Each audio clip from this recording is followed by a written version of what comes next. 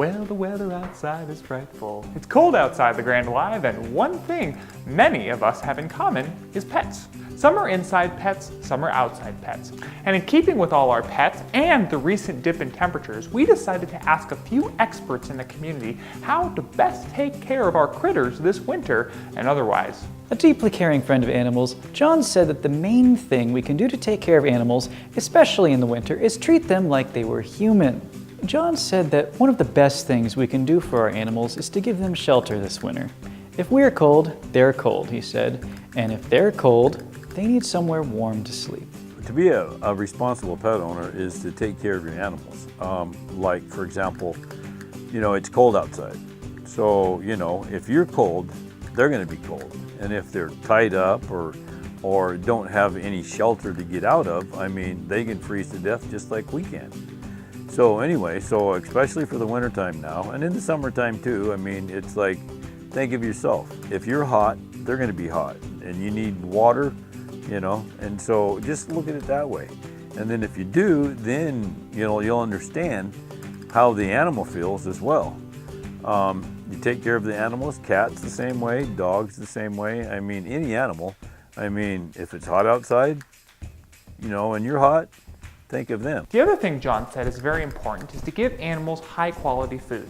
High protein, non-grain feed is a good standard, he said. Garbage in, garbage out, he said, just like us as human beings. Well, good quality food, there's like grain-frees and stuff like that. The grain-free food, it has a higher protein in it, and it helps them, they can put on a little weight with it, if they're getting it and stuff like that, especially if they're out in the cold. You just have to look. PetSense can help you with it. I'm sure Walmart employees, D&B, the different places like that can help you with a standard, ask them, and they know the different qualities of food. But just a good quality food, especially in the wintertime, really makes a difference. So, and it'll help us. Like I said, we eat healthy, we'll be healthy. Garbage in, you ain't gonna, live very long. The other person we spoke with on the subject is Union County Animal Control Officer Lanny Jones. This is what she had to say about being a responsible pet owner. Well, some of the important things at being a responsible pet owner would probably be minimum care. Minimum care requirements under Oregon state law pertain to food, water, and shelter. In the winter months, those are even particularly more important, especially the shelter part of it. Minimum care also requires that someone under Oregon state law is required to have a dog house for an outside dog, but that also includes bedding.